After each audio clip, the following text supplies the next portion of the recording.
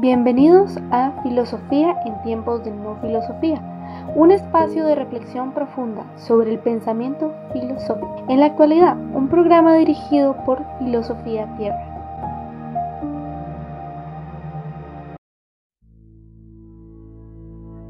Amados, no creáis a todo espíritu, sino discernid entre los espíritus para saber si son de Dios, porque muchos falsos profetas han salido al mundo.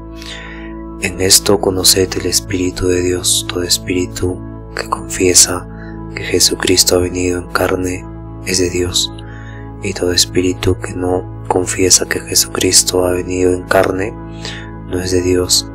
Y este es el espíritu del mal, del cual vosotros habéis oído que había de venir y que ahora ya está en el mundo. Vosotros sois de Dios y lo habéis vencido, porque el que está en vosotros es mayor que el que está en el mundo. Juan capítulo 4, del 1 al 3.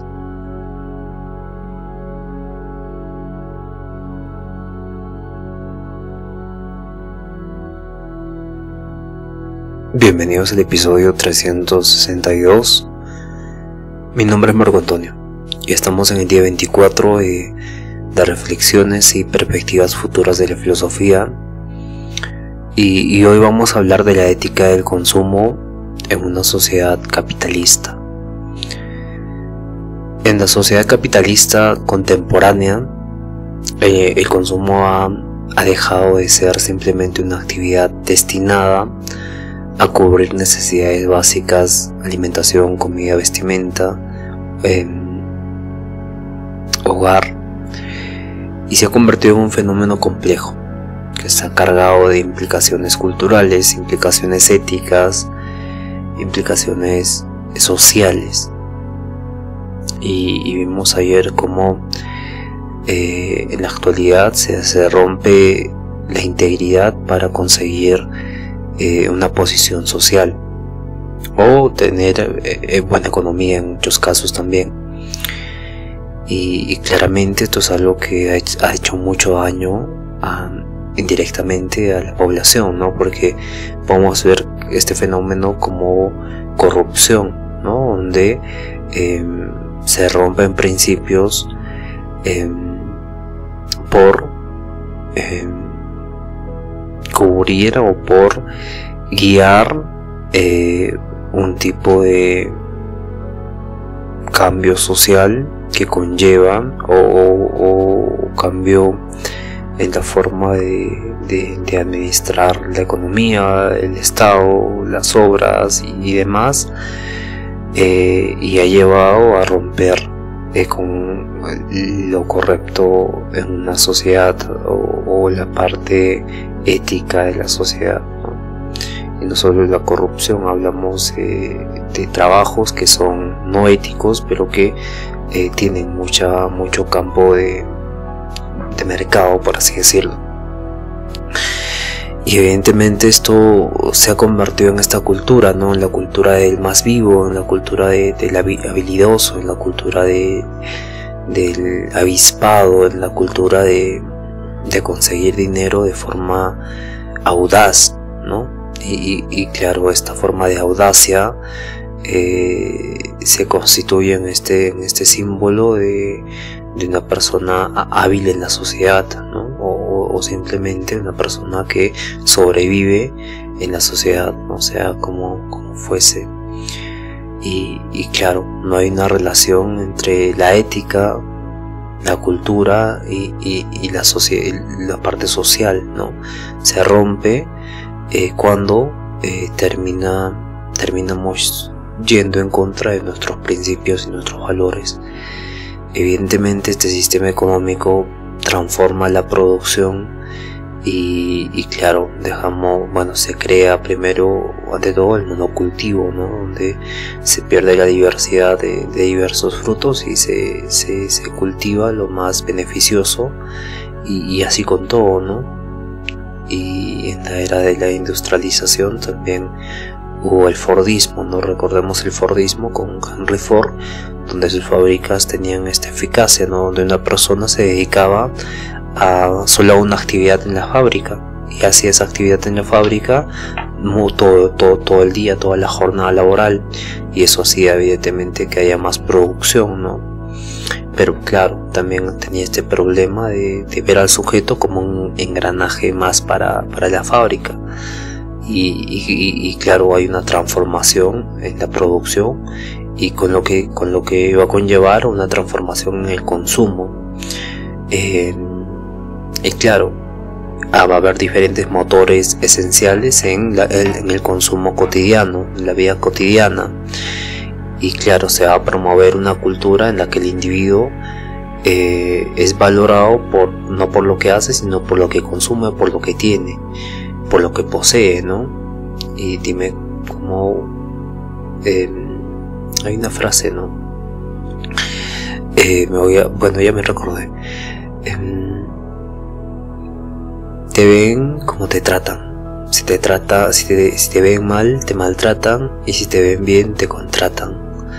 Esta frase es muy interesante y refleja muy bien la sociedad capitalista en la que vivimos. Evidentemente las personas culturalmente se han construido con ese pensamiento, ¿no? De dar valoraciones positivas y valoraciones negativas a ciertas características en una persona, y claramente esto corresponde también a la parte identitaria de uno mismo, ¿no? Porque se va a construir identidades basándose en lo que poseen y lo que consumen, en vez de lo que hacen y en vez de lo que son realmente, por los valores, por los hábitos y demás. Y claramente este es un trabajo interno, ¿no? Un trabajo interno primero de ser independiente de cómo te traten, y luego de vivir la mejor vida posible que puedas vivir. Sin embargo, esta realidad plantea interrogantes muy profundas, ¿no? Somos consumidores libres que eligen racionalmente, o hemos sido moldeados por estructuras de poder y mercado que determinan nuestros deseos y comportamientos, nuestras apreciaciones hacia las personas también. Y evidentemente es un fenómeno complejo, ¿no? Porque todo este poder estructural simbólico que se ha creado tiene como fin el desarrollo y la competencia entre países, y muchas veces no la competencia, ¿no? Pero sí el bienestar de la comodidad de las personas, ¿no?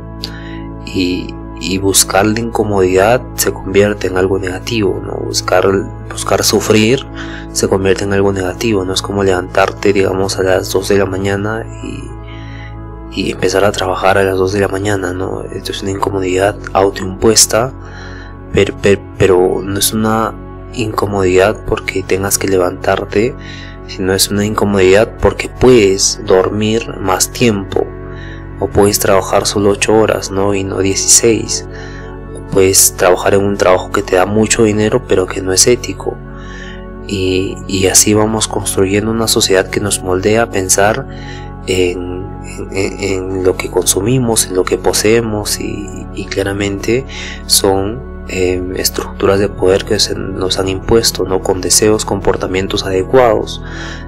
Tienes que tener este comportamiento, y claramente esto hace que tengamos un tipo de condicionamiento que no nos permite el desarrollo de la libertad holística. Bueno, la libertad, para decirlo de forma entendible, la libertad de conciencia y la libertad de moralidad, ser libre moral y psicológicamente, y claro, esta se convierte en la base de una sociedad mucho más auténtica, mucho más moderna, mucho más desarrollada, mucho más humana. Claramente, cuando se pierde este concepto de libertad propia, de autocontrol, por así decirlo, en todos los sentidos del ser humano, tiene como resultado que se elija conscientemente lo que se tiene que hacer y lo que no se tiene que hacer. Es como la parte moral, ¿no? Tú no haces lo correcto porque está en una ley escrita ahí. Haces lo correcto porque tienes esta subjetividad que te dice o que se ha construido en base a lo que es correcto para ti mismo, ¿no? O lo que es correcto en tu empatía general de que no te gustaría que te hagan lo mismo, o en base a una construcción identitaria que ha terminado siendo una identidad prefijada en ti, que yo soy así, por ejemplo. Y en este sentido no se necesita una ley que diga que no tienes que hacer daño a otras personas para hacerlo, sino simplemente no haces daño, ¿no? Y claramente en este tipo de libertad la que estoy hablando es una libertad de todo lo negativo que puedas tener o que puedas adquirir, sea resentimiento, sea cualquier cosa, ¿no? Y decidir desde este punto con quién relacionarte y cómo vivir y cómo no vivir también. Ser libre. Y claro, básicamente no se crea esta madurez de conciencia, pero sí se crea esta imposición, ¿no? Te imponen algo, pero no sabes por qué te imponen, pero no sabes el por qué. Bueno, puedes saber el porqué de esa ley, ¿no? Pero no puedes saber el por qué tú no haces eso. Y que es realmente lo que sí deberías saber, el por qué yo personalmente, subjetivamente no puedo hacer eso.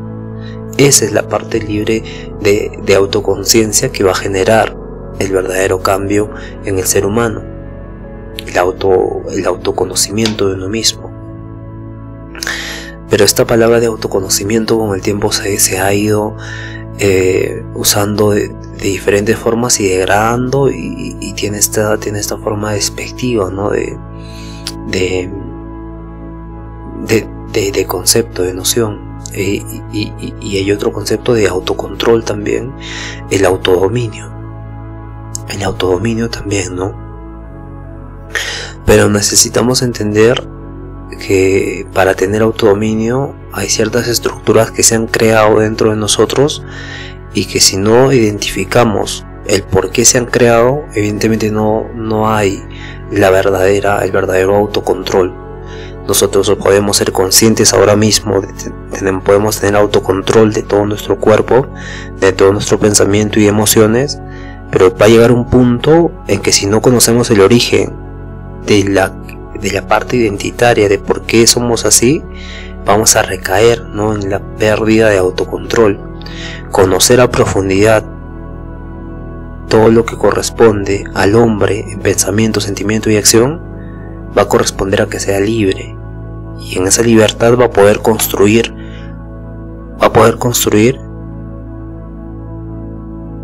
el verdadero desarrollo del ser humano, el verdadero desarrollo del ser humano, pero no como un ideal de debe ser así, sino como esta regla intuitiva, no innatista, sino esta regla de autoconciencia que va a generar su propia libertad, generadora de libertad. Y básicamente eso es lo que se quiere, ¿no? Sin embargo, vivimos en esta cultura donde se va a tratar de cuánto posees y cuánto consumes, te voy a tratar de esa forma. Y claro, esto es un pensamiento dominante y claramente se hereda, ¿no? Este pensamiento es un tipo de molde de una estructura de poder y mercado que básicamente es impuesto a las personas, y las personas que están dentro de este molde se van modificando de esa forma, ¿no? Y van saliendo y van surgiendo, y claramente se convierte en el estándar, ¿no? Y por estar en el estándar se vuelve cultural, y al ser culturalmente ser así como realmente somos, se convierte en la parte ética, ¿no? Y claro, una vez que la parte ética es modificada, va a la parte social, ¿no? Y claramente se quedan estructuras simbólicas de poder, simbólicas de molde, que van a nutrir este tipo de comportamientos y este tipo de visión de las personas y del mundo. Y claro, podemos ser un poco más académicos ahora y podemos nombrar a Karl Marx, ¿no? De 1818. O sea, hablamos de más de, Karl Marx falleció en 1883 aproximadamente, y hablamos de más de 100 años, ¿no? Más de 100 años, y Marx analiza cómo el capitalismo convierte los objetos en mercancías cargadas de un valor simbólico, ¿no?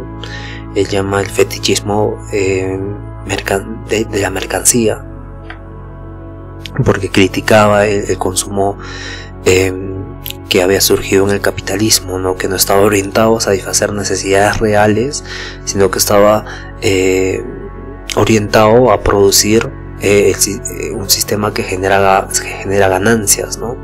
Y claro, su pensamiento ayuda a entender que el consumo es parte de una red de relaciones sociales y económicas, y no una elección individual, ¿no? No es parte de la libertad que hablábamos antes, sino que es una red que se ha construido, que se estaba construyendo en tiempos de Karl Marx, de relaciones sociales y económicas, ¿no?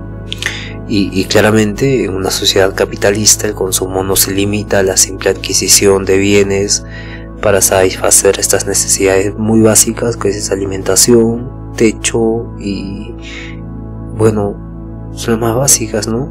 Alimentación, techo y abrigo. Y claramente el consumo no se limita simplemente a esto, sino que se convierte en un acto cargado de significado, ¿no? Compras este reloj caro porque vives en una apariencia, y claramente así pasa con todo, ¿no? Con la ropa, con la casa, con el carro, y claro, ya no queremos un carro para movilizarnos, sino queremos un carro de último modelo 4x4,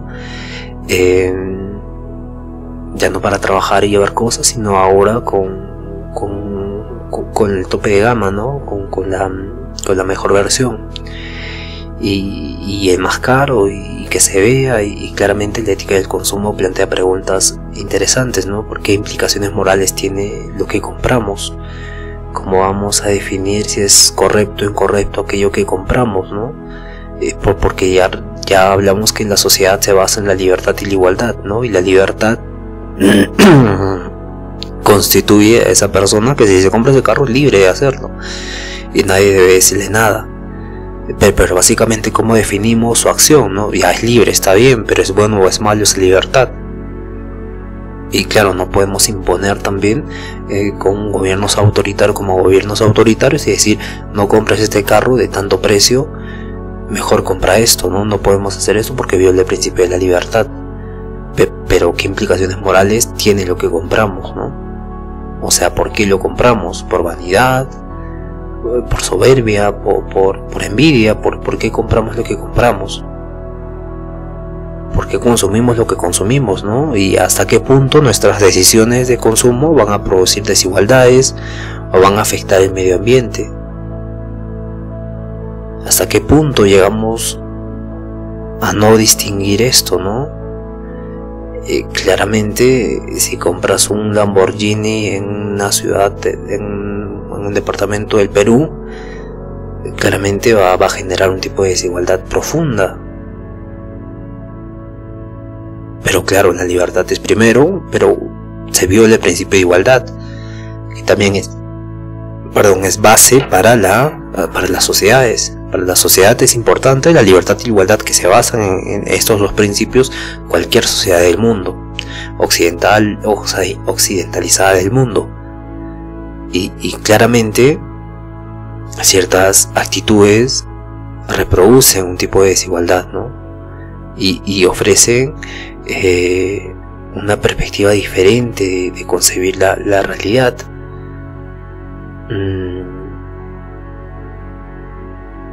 Porque ya no nos preocupamos por esas necesidades básicas, sino que nos preocupamos por otras cosas que generan muchas veces un impacto en el medio ambiente, un impacto en las personas, y claramente podemos ver también que esto va a producir consecuencias en la sociedad muy grandes, ¿no?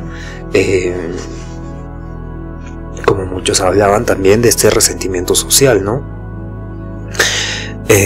A Javier Milei lo escuché decir muchas veces que el socialismo era un tipo de resentimiento social, ¿no? Los resentidos sociales los llamaba Milei, y claramente tenía esta noción, ¿no? De que originariamente lo que consumíamos o lo que los ricos consumían reproducían desigualdades, ¿no? Habían extremadamente ricos y extremadamente pobres, ¿no? Y claramente se visibilizaba aquella pobreza. Y en países más socialistas como España, es diferente a una sociedad como Miami, ¿no? Aunque tengan la misma economía, en Miami se pueden ver autos de super lujo, super lujosos se denomina, casas también, y es una sociedad altamente económica, ¿no? Altamente con bienestar económico. Y claramente se va a distinguir de otras ciudades del mundo. Y claro, esto también genera desigualdades en la percepción de cómo vemos a un país, ¿no? Y también en cómo estos países van a otros países menos desarrollados y sacan recursos naturales, ¿no? Y claro, esto afecta al medio ambiente, y este consumismo también hace que se refuerce esta degradación en el medio ambiente. Es muy importante entender también que se generan políticas públicas gracias a los filósofos que hablan del medio ambiente, ¿no? Y de cómo han tenido y de cómo deberían tener derechos los ríos, las montañas, la biodiversidad, y claramente van en contra de este capitalismo que degrada la naturaleza, ¿no? Que la somete, que la utiliza, que la termina usando y también reusando, y la degrada y la deforesta, y hay mucha crítica a esto, ¿no? Porque no se ve mucho sí se ve, o sea, que no se visibiliza mucho cómo la minería llega hasta 700 metros del suelo, ¿no? Hay excavaciones que son muy profundas, muy profundas, y siguen sacando, ¿no? Y minerales, y claramente esto es algo muy interesante. Karl Marx, en El Capital de 1867, introduce el concepto de fetichismo de la mercancía, y básicamente se refiere a que en el capitalismo los productos ya no se perciben por esta utilidad que tienen, sino por símbolos de estatus, de poder, y claro, esta visión critica la parte del consumo que deja de ser una acción neutral y termina siendo algo que refuerza estructuras de poder, estructuras de explotación, y claro, generan estas dinámicas en las que el valor de cambio, el valor de percepción de las cosas que se producen prevalece bajo el valor de uso que tienen en realidad. En este sentido, este consumo masivo potencia desarrollos más adelante como el marketing o la globalización, ¿no? Que crea una ilusión de libertad individual al tener una variedad inmensa de productos que son el mismo producto, cumplen la misma función, pero tienen características diferentes, ¿no? Uno es más caro, uno es de otro color, y claro, cuando en realidad las elecciones están condicionadas por esta lógica de mercado, ¿no? Esta lógica de mercado y las relaciones de producción también. Y claro, este problema plantea dilemas éticos, por ejemplo, la explotación laboral detrás de los productos que consumimos, o la devastación ambiental derivada del modelo productivo intenso, ¿no? Este modelo productivo intenso que devasta el medio ambiente, que devasta la naturaleza, es justificado porque hay un principio de libertad en la compra, ¿no? Una libertad en la construcción de sistemas capitalistas que van a justificar políticas de Estado o un bien común para un país, por ejemplo. Y claramente también existe un tipo de alienación del individuo, ¿no? que va a medir su identidad por cuánto va a poseer y cuánto va a tener y cuánto va a consumir. Claramente desde esa perspectiva, reflexionar sobre el consumo y sobre qué implica consumir sin cuestionar todo esto va a traer problemas, no solo para uno mismo, ¿no? En la construcción de una identidad y de posicionarse en uno de estos sitios, ¿no? Sino que también en el medio ambiente, en seguir justificando y comprando, por ejemplo, ropa, sabiendo que esta ropa es trabajada en Bangladesh y que los niños están trabajando y que miles de personas están en este rubro, ¿no? Comprando ropa que evidentemente se va tirando a la basura y aparte se va contaminando el medio ambiente, ¿no? Hay mucho que reflexionar sobre el medio ambiente, sobre la parte ética, sobre el capitalismo. También reflexionar sobre el consumo y que va a implicar el cuestionamiento del poder de las corporaciones, ¿no? Por ejemplo, en el futuro, no sabemos qué va a pasar en el futuro, pero podemos intuir que estas grandes corporaciones como Coca-Cola, McDonald's y demás corporaciones van a tener este tipo de poder dominante, ¿no? Como ya podemos ver con Elon Musk, Google, OpenAI, también la Nvidia, ¿no? Los chips de Nvidia, y claramente se trata más bien de promover esta economía justa y claro, cuando se habla de economía también nos metemos a un terreno muy profundo, ¿no? Porque ¿qué es justo? Es justo que Elon Musk tenga 6.000 millones de dólares y más que países de África o países latinoamericanos en muchas partes específicamente. Es justo que una persona sola tenga tanta cantidad de dinero y claro, es justo que es justo que no apoye a los demás y a estos países, por ejemplo, y claramente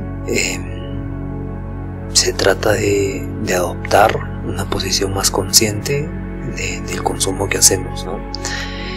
Y claro, se trata de apoyar también modelos sostenibles. Esta sostenibilidad que tiene que ocurrir no solo en el turismo, no solo en el ambiente o en la minería, sino que en el ámbito del consumo también, ¿no? Si tenemos ya un aparato, no podemos tener 2, 3, 4, 5, ¿no? Y hay que ser sostenibles en todos los niveles cuando hablamos del consumismo, ¿no? Pero yo que les diga esto también puedo caer en ese tipo de autoritarismo, ¿no? Porque estoy violando tu principio de libertad y tener las cosas que quieres. Entonces la sociedad entra en este conflicto, ¿no? De no decirte lo que necesitas, lo que debes hacer, pero lo que sí podemos hacer es generar conciencia, ¿no? Decir que va a generar tanta contaminación, pregúntate por qué consumes lo que consumes o por qué quieres más de lo que ya tienes. Y claro, también Marx nos invita a ver el consumo no solo como una decisión personal, sino como un acto político que refleja y perpetúa esas estructuras de sistema que se han creado básicamente, porque recordemos que Karl Marx vivía en este periodo de la industrialización, ¿no? De la construcción de las ciudades, donde las personas trabajadores de una fábrica construían ciudades alrededor de esa fábrica, ¿no? Y y básicamente habían creado este sistema, esta estructura de sistema de convivencia en la construcción de una sociedad o de una ciudad, y que se habían alejado de las plantaciones, se habían alejado de la agricultura, de la ganadería, y evidentemente se crea otra nueva forma de ética, ¿no? La ética del consumo, que supone romper esta visión de mercado como un espacio neutral y comprender que nuestras elecciones están profundamente entrelazadas con intereses económicos, y cómo funciona globalmente el capitalismo, ¿no? Perdón. Y en este sentido, Karl Marx tenía esta visión, ¿no? Y claramente pensaba que este capitalismo llegaría al fin orgánicamente, a su fin orgánicamente, ¿no? Pero vemos que con Vladimir Lenin se quiso apresurar este proceso de capitalismo, y claramente no se había llegado a la tecnología que hoy tenemos, ¿no? Y con la tecnología que hoy tenemos, poco a poco se va viendo nuevas formas de concebir la economía, con las monedas digitales y con las transacciones bancarias, que son números, son solo números, y claramente es algo que ha cambiado, ¿no? Ya no se sustenta por el oro que pueda tener el Banco de Reserva de un país, sino por la cantidad de personas que habitan el país, la cantidad de PBI que tiene el país, y la cantidad de, bueno, no la cantidad, sino cómo maneja la economía del país, ¿no? Cómo está su inflación y demás, sus políticas y demás. Entonces nos invita a cuestionar todo esto Karl Marx, y este concepto de fetichismo de la mercancía también, ¿no? Nos invita a cuestionar por qué compramos lo que compramos, y cómo tenemos que generar conciencia en base a cómo queremos tener nuestra vida, ¿no? A cómo queremos, para hablar correctamente, a cómo vamos a construir nuestro futuro, ¿no? Cómo vamos a construir el mundo que va a ser habitado por futuras generaciones.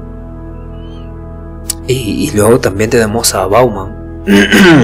Con Bauman vimos que él hablaba de la Sigmund Bauman, de la modernidad líquida, ¿no? Él sostenía que las personas en esta sociedad actualmente no solo consumían bienes, sino que ellas mismas se volvían productos, ¿no? Y que deben venderse en redes sociales, deben venderse en el trabajo, deben venderse en las relaciones, deben venderse con los familiares. Entonces se convierten en productos, y dejan de ser ellas mismas, ¿no? Y el consumo deja de ser un medio para vivir y se convierte en un fin en sí mismo, ¿no? Que está impulsado por la publicidad, que está impulsado por la moda, y claramente plantea una ética de responsabilidad donde el consumidor reflexiona sobre el impacto ambiental, sobre el impacto social, sobre el impacto humano de sus decisiones de compra. Y claro, Sigmund Bauman, siendo sociólogo y uno de los sociólogos más importantes del siglo XXI, analiza la vida del consumo, la vida del consumo, y tiene un libro también que se titula Vida de Consumo de 2007, creo. Bueno, sí, de 2007, ¿no? Que nos dice cómo en la sociedad contemporánea las dinámicas de mercado no solo transforman objetos en mercancía, sino que también a las propias personas les convierten en mercancía, ¿no? Y su concepto de modernidad líquida describe un mundo caracterizado por este cambio constante, ¿no? Este cambio constante donde se vuelve inestable, se vuelve frágil la parte de las relaciones humanas. Y claro, más adelante él nos va a hablar de esta identidad líquida también, sin embargo, en las sociedades industrializadas clásicas, el individuo era valorado principalmente por su capacidad de producir bienes, y claro, en la sociedad contemporánea este rol cambia.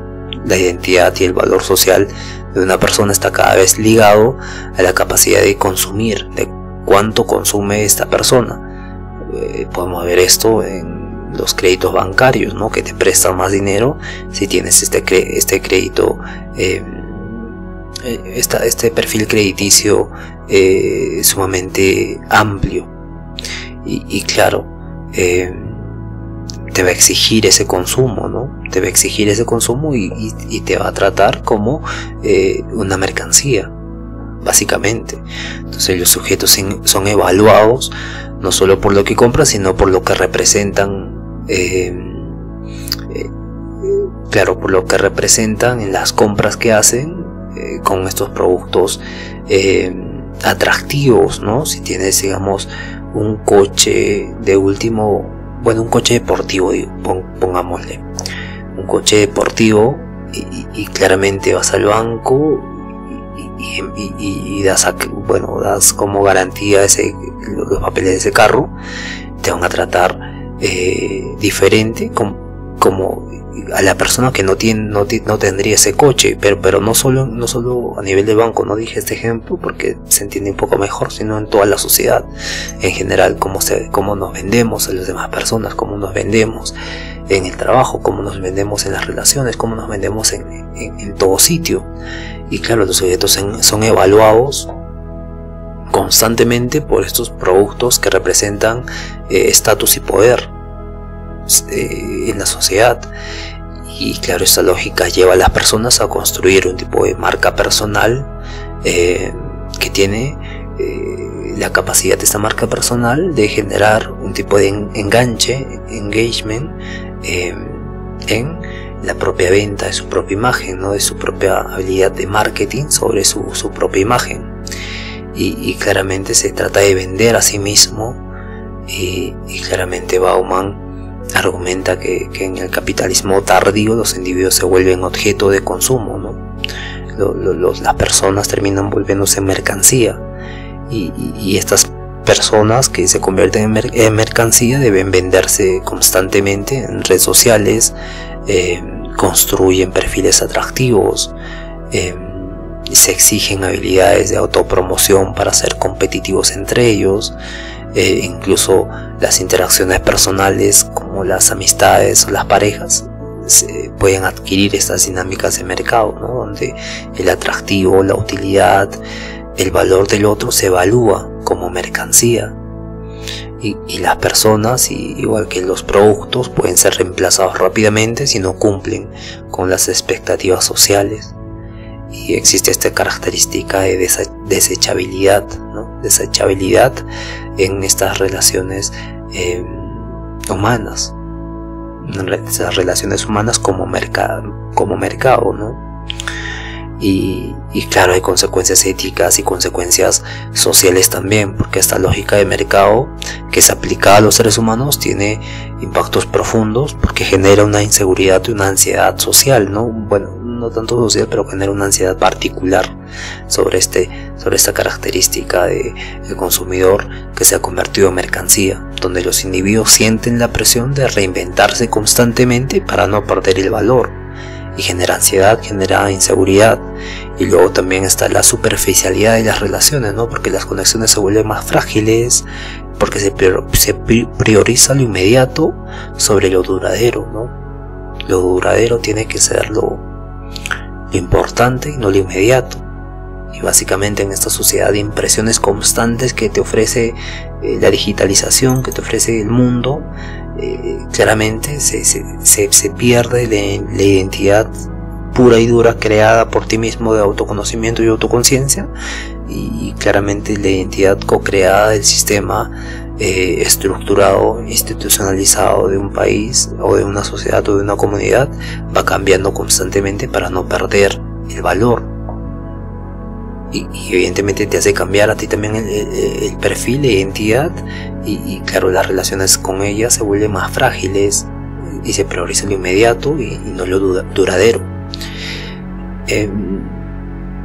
Claramente también conlleva un tipo de implicación ética que tiene esta forma de ver a las personas como mercancía, que es el consumismo compulsivo, ¿no? Las identidades que se han construido a través de compras y de modas van perpetuando este ciclo de consumo, ¿no? Entonces se tiene que consumir más y claramente uno ya pierde el control de lo que consume, ¿no? Y sigue y claramente se renueva su identidad y genera inseguridad y genera ansiedad porque no quieren perder este valor que han construido. Entonces Bauman no solo se limita a la crítica, sino que propone una ética de consumo responsable, ¿no? Donde nos invita a reflexionar sobre las implicaciones sociales, implicaciones ambientales, implicaciones morales sobre todo de lo que consumimos. ¿Por qué consumimos? ¿Qué consecuencias trae lo que consumimos? Y realmente si esto va a construir una identidad verdadera o va a construir una identidad líquida, ¿no? Y también replantear el valor personal más allá del mercado, ¿no? Reconocer que el ser humano no debería reducirse a la capacidad de venderse o de gustar, sino que debería tener esta forma de concebirse a sí mismo como un todo holístico, integral, verdaderamente consciente de su propia esencia. Y claro, promover así relaciones más sólidas, más auténticas, que resistan a la presión de la liquidez social, ¿no? Que resistan a este sistema líquido y cambiante y constante de superficialidad. Y claro, Bauman revela que el capitalismo de consumo ha llevado a una transformación radical, donde las personas dejan de ser solo consumidores y se convierten en productos que están sujetos a la misma lógica de venta, a la misma lógica de moda, de descarte, que estos habían adquirido, que los objetos habían adquirido estas características, solo las personas que adquieren estas características, ¿no? Y claro, esta visión invita a reflexionar sobre nuestra identidad, sobre cómo construimos nuestra identidad, sobre el valor humano que tenemos y sobre todo el tipo de sociedad que estamos construyendo. Llegamos al final de este episodio. Gracias por escucharnos. Nos vemos el día de mañana con la justicia social y la filosofía. Conózcanse a sí mismos. Bendiciones a todos y por favor sean felices. Hasta el día de mañana. Cuídense todos.